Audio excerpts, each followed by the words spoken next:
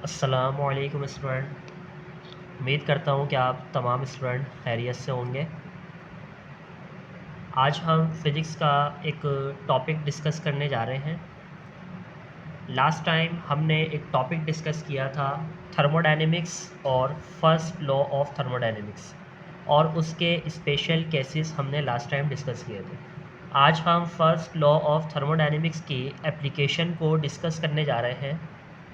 तो lecture start करने से पहले जो बच्चा इस चैनल पे न्यू है तो वो इस चैनल को सब्सक्राइब कर लें ताकि आने वाली तमाम वीडियोस आप तक पहुंच सके।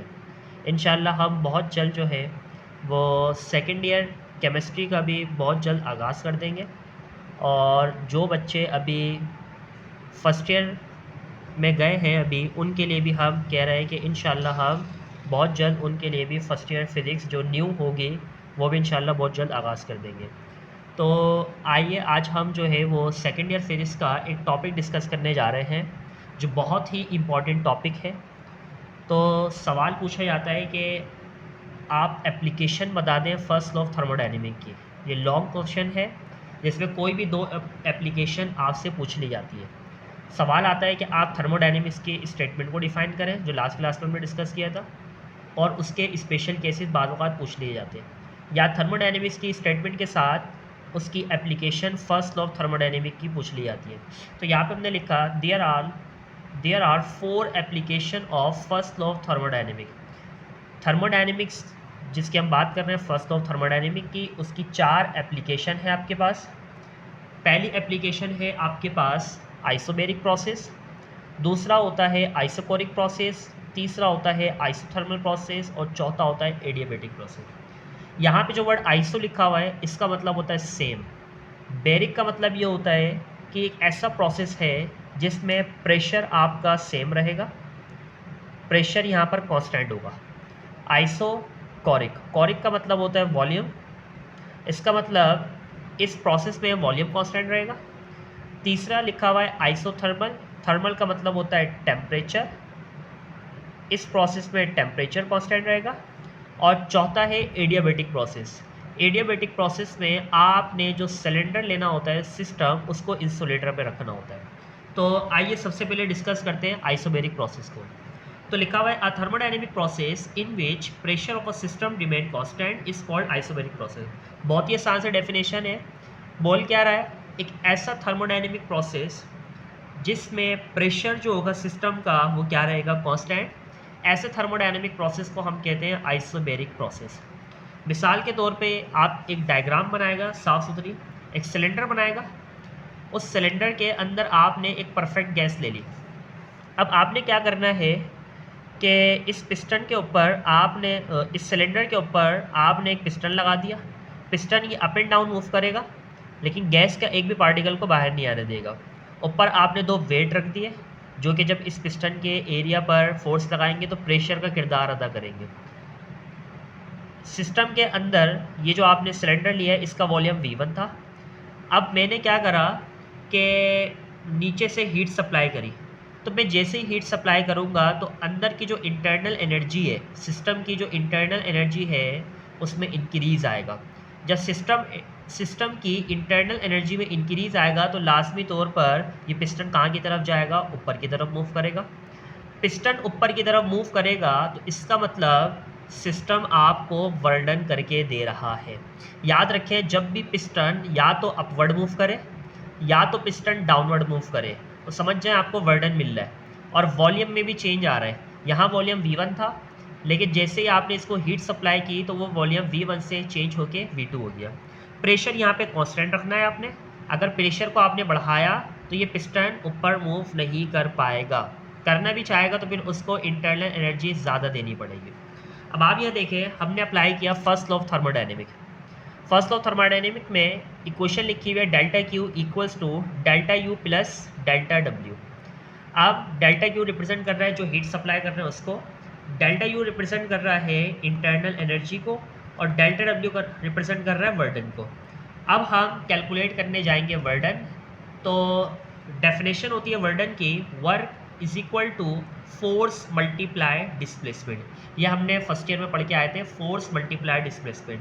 तो वर्डन को हमने रिप्रेजेंट कर दिया डेल्टा डब्ल्यू से, इज इक्वल टू फोर्स को रिप्रेजेंट कर दिया एफ से, डिस्प्लेसमेंट देखें यहाँ पिस्टन ऊपर की तरफ मूव कर रहा है तो कुछ ना कुछ डिस्प्लेसमेंट कवर हो रहा है, यहाँ से यहाँ तक आपका पिस्टन जो है वो डिस्प्लेसमेंट कवर कर रहा है, तो हम कह सकते हैं डेल्टा डी, डिस्प्लेसमेंट में तब्दीली आ रही है। तो यहाँ हमने लिखा force multiply delta D, displacement delta D जो इस पिस्टन ने कवर किया है। अब यहाँ पे अब मैं हर पॉइंट पर फोर्स मालूम नहीं कर सकता, तो मुझे पता है कि इस पिस्टन के ऊपर अप्लाई हो रहा है प्रेशर, तो मैं क्या करूँगा, इस प्रेशर की मदद से फोर्स को यहाँ से ख़त्म करूँगा। तो मैंने साइड में हवाला दिया प्रेशर का, प्रेशर बराबर होता है फोर्स अपॉन एरिया। जब मैंने ये पिस्टन लिया था तो इसका एरिया कोई ना कोई कांस्टेंट होगा, इसकी वैल्यू पहले से मेजर होगी। तो मैंने क्या किया, प्रेशर का फार्मूला अप्लाई किया, फोर्स अपॉन एरिया। मुझे एफ़ को ख़त्म करना है तो मैंने ए यहाँ डिवाइड हो रहा है, इधर आके क्या हो जाएगा मल्टीप्लाई, तो एफ़ का फार्मूला बन जाएगा पी ए। अब मैं क्या करूँगा, इस एफ़ की जगह पुट कर दूँगा P A multiply delta D. अब आप यहाँ देखें ये दोनों आपस में मल्टीप्लाई हो रहा है, तो आप इसको एक साथ करके लिख दें। तो delta W is equal to pressure अपनी जगह पर आ गया, ए और डेल्टा डी। अब ए रिप्रेजेंट कर रहा है एरिया को और डेल्टा डी रिप्रेजेंट कर रहा है ये पिस्टन जो हाइट कवर कर रहा है, डिस्प्लेसमेंट। अब आपको पता होगा लास्ट टाइम हमने वॉल्यूम पढ़ा था कि वॉल्यूम में 3 चीज़ें मल्टीप्लाई होती हैं, लेंथ, ब्रेथ और हाइट। अगर मैं आपसे पूछूं अगर मैं लेंथ और ब्रेथ को मल्टीप्लाई कर दूं तो क्या निकल के आता है, तो आप बोलेंगे सर एरिया निकल कर आता है। तो यहाँ देखें आपको एरिया दिया हुआ है, इसका मतलब एरिया में 2 चीज़ें ऑटोमेटिकली पहले से मल्टीप्लाई हुई होंगी। डेल्टा डी रिप्रेजेंट कर रहा है डिस्प्लेसमेंट को। अगर मैं आपसे बोलूँ एरिया निकल कर आया हुआ है और इसको मल्टीप्लाई हाइट से कर दूँ तो क्या वॉल्यूम निकल कर आएगा, तो जवाब है यस, वॉल्यूम निकल कर आ जाएगा। तो मैं क्या कर रहा हूँ, एरिया और डिस्प्लेसमेंट का जो प्रोडक्ट है उसकी जगह मैं मेंशन कर दूंगा डेल्टा वी, क्योंकि आपको पता है वॉल्यूम होता है 3 चीज़ों को मल्टीप्लाई, लेंथ, ब्रेथ और हाइट, या विड्थ भी आ सकती है। इन दोनों को अगर मैं मल्टीप्लाई कर दूं तो आपको पता है एरिया निकल कर आता है, और मल्टीप्लाई हाइट की जगह मैं लिख सकता हूँ ये जो पिस्टन डिस्प्लेसमेंट कवर कर रहा है डेल्टा डी। तो अगर आप ये देखें इन दोनों को मल्टीप्लाई करके वॉल्यूम ही निकलेगा। अब डिस्प्लेसमेंट के साथ अगर डेल्टा लगा हुआ है तो वॉल्यूम के साथ भी आप चेंज लगा सकते हैं, लगाना पड़ेगा। तो यहाँ पर देखिए एरिया डेल्टा डी की जगह आप लिखते हैं डेल्टा वी। तो वर्डन का जो फार्मूला बनना है, जो सिस्टम आपको वर्डन करके दे रहा है, वो बनना है पी डेल्टा वी। अब आप इक्वेशन में पुट कर दें, putting in equation number 1, delta W की जगह पे आपने लिख देना पी डेल्टा वी। तो जितनी भी हीट सप्लाई कर रहे हैं वो बराबर होगी इंटरनल एनर्जी प्लस प्रेशर और चेंज इन वॉल्यूम के प्रोडक्ट के। रिजल्ट क्या निकल के आया, in isomeric process heat supplied to the system is converted into increase in internal energy and work done by the system। Isomeric process में जितनी भी हीट सप्लाई की जाती है सिस्टम को वो सारी की सारी कन्वर्ट हो जाती है इंक्रीज इन इंटरनल एनर्जी में, यानी इंटरनल एनर्जी में इजाफा करती है, और सिस्टम आपको क्या करके देता है, वर्डन। इक्वेशन बता रहा है कि जितनी भी हीट सप्लाई करेंगे वो इंटरनल एनर्जी में इजाफा करेगी, और दूसरा आपको यहाँ पे वर्डन मिल रहा है। ये फार्मूला वर्डन का है, ये तमाम बच्चे याद कर लेगा। अब एक डायग्राम बनती है प्रेशर और वॉल्यूम के दरमियान में। यहाँ पर आपके पास आइसोमेरिक में प्रेशर कांस्टेंट था, एक्स एक्सिस पे मैंने वॉल्यूम को रख दिया, वाई एक्सिस पे मैंने प्रेशर को रख दिया है। अब आप यहाँ देखें आपकी ये जो लाइन है ये बिल्कुल पैरेलल किसके है, वॉल्यूम के। लाइन आपकी आगे की तरफ तो गई है, लेकिन लाइन आपकी ना तो अपवर्ड शिफ्ट हुई है ना तो डाउनवर्ड शिफ्ट हुई है। अगर ये अपवर्ड और डाउनवर्ड शिफ्ट होती इसका मतलब प्रेशर में तब्दीली आती है, हालांकि प्रेशर हमारे पास कांस्टेंट है। लाइन सिर्फ आपकी आगे की तरफ गई है, इसका मतलब सिर्फ और सिर्फ जो तब्दीली आ रही है वो वॉल्यूम में आ रही है। तो यहाँ पर अंडर द कर्व ये जो हमारे पास बिल्कुल शेडेड एरिया होगा ये रिप्रेजेंट करेगा वर्डन को। तो यहाँ पर जो वॉल्यूम था V1 था, यहाँ वॉल्यूम हो गया V2। यहाँ प्रेशर P था, यहाँ पर भी P, प्रेशर में तो तब्दीली नहीं आई। यहाँ टेम्परेचर T1 था, यहाँ टेम्परेचर T2 था। तो यहाँ तक हमारे पास अगर आप आइसोमेरिक का प्रोसेस का लिख कर आते हैं तो आपको पूरे नंबर मिलेंगे। दूसरी एप्लीकेशन आपके पास थी आइसोकोरिक। आइसोकोरिक प्रोसेस में हमें जो कांस्टेंट रखना होता है वो वॉल्यूम कांस्टेंट रखना होता है। एक बात याद रखिएगा कि जब भी वॉल्यूम कांस्टेंट होगा, वॉल्यूम कांस्टेंट होने से मुराद आपका पिस्टन ना तो अपवर्ड जा रहा है, ना तो पिस्टन आपका डाउनवर्ड आ रहा है। जब भी ना तो पिस्टन अपवर्ड ना तो डाउनवर्ड आए तो डेल्टा डब्ल्यू की वैल्यू जीरो हो जाती है।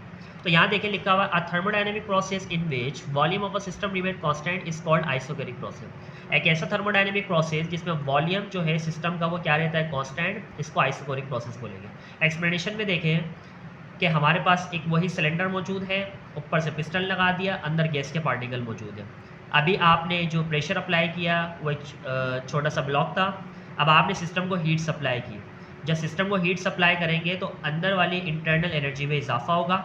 तो अंदर के जो मॉलिक्यूल होंगे गैस के, तो गैस के जो पार्टिकल होंगे वो इस पर फोर्स लगाएंगे और इस पिस्टन को ऊपर लेके जाएंगे। अगर ये पिस्टन ऊपर जाएगा तो वॉल्यूम में तब्दीली आ जाएगी। तो मुझे क्या करना है, अगर वॉल्यूम कांस्टेंट रखना है तो मुझे ऊपर प्रेशर को इंक्रीज़ करना पड़ेगा। तो यहाँ देखिए प्रेशर आपके पास ब्लॉक 1 था, यहाँ पे 2 गए। इसका मतलब प्रेशर में तब्दीली आ रही है, लेकिन किस में तब्दीली नहीं आ रही, वॉल्यूम में तब्दीली नहीं आ रही, क्योंकि पिस्टन ना अपवर्ड मूव कर रहा है ना downward. First of thermodynamic apply करें, डेल्टा क्यू का formula delta U plus delta W. Delta W का फार्मूला अभी ड्राइव करा है पी डेल्टा वी, तो आपने पुट कर दिया डेल्टा डब्ल्यू की जगह पर। Constant at constant delta we, volume में चेंज आएंगे रहे, तो जब कांस्टेंट होगा डेल्टा वी तो डेल्टा वी की वैल्यू क्या हो जाएगी, जीरो। कांस्टेंट वॉल्यूम पर डेल्टा वी की वैल्यू हो जाती है जीरो। अगर मैं डेल्टा वी की जगह जीरो पुट कर दूं तो प्रेशर को अगर जीरो से मल्टीप्लाई कराऊं तो पूरी वैल्यू हो जाएगी जीरो। तो डेल्टा क्यू सिर्फ बराबर किसके आएगा, डेल्टा यू के। इससे मतलब क्या है कि जितनी भी मैं हीट सप्लाई करूंगा वो सिर्फ और सिर्फ किस में कन्वर्ट होगी, इंटरनल एनर्जी में। वर्डन की वैल्यू क्या हो गई आपके पास, जीरो हो गई। कंक्लूजन क्या निकला, in isochoric process heat supply to the system is converted into increase in internal energy only. Isochoric process में जितनी भी हीट सप्लाई की जाएगी सिस्टम को वो सिर्फ और सिर्फ किस में कन्वर्ट हो जाएगी, increase in internal energy only. अगर इसकी प्रेशर वॉल्यूम के डायग्राम देखें तो आपकी जो लाइन है, अब देखें एक्स एक्सिस पे वही वॉल्यूम, वाई एक्सिस पे प्रेशर। अब प्रेशर आपके पास यहाँ पर नोट डाउन जो किया गया है वो P1 है, यहाँ पे जो नोट डाउन किया गया है वो आपके पास P2 है। अब ये जो लाइन है आपके पास, ये देखें, ये बिल्कुल किसके पैरेलल नज़र आ रही है आपको, y एक्सिस के। तो y एक्सिस के अकॉर्डिंग अगर ये पैरेलल होगी तो आपको यहाँ पर कोई वर्डन नहीं मिलेगा। तो यहाँ देख लें, यहाँ पर आपकी लाइन बिल्कुल स्ट्रेट जा रही है, तो किस एक्सिस को फॉलो कर रही है, तो आप देखिए बिल्कुल किसके सामने है, y एक्सिस के। वॉल्यूम के अकॉर्डिंग ना तो आगे जा रही है ना तो पीछे जा रही है, तो वॉल्यूम में तो चेंज आ ही नहीं रहा था, तो वॉल्यूम ज़ीरो। तो यहाँ पर प्रेशर P1 था, ऊपर लाइन गई तो P2, फिर ऐसे गई तो P, तो इस तरीके से प्रेशर में इंक्रीज़ आ रहा है। तो यहाँ प्रेशर P1, यहाँ P2, यहाँ वॉल्यूम के साथ कुछ भी नहीं लिखा हुआ, यहाँ भी नहीं, क्योंकि वॉल्यूम कांस्टेंट था। यहाँ टेम्परेचर T1, यहाँ T2। डायग्राम जो बनेगी सिर्फ और सिर्फ प्रेशर और वॉल्यूम के दरमियान में बनेगी, टेम्परेचर आपने मेंशन कर देना है। तो यहाँ जाकर आपके पास दो हमारे पास एप्लीकेशन ख़त्म हो गई। इंशाल्लाह नेक्स्ट क्लास से मुलाकात होगी जिसमें हम आइसोथर्मल प्रोसेस और एडियाबैटिक प्रोसेस को देखेंगे। तो तब तक के लिए अल्लाह हाफ़िज़, अपना ख्याल रखिएगा। अस्सलामु अलैकुम।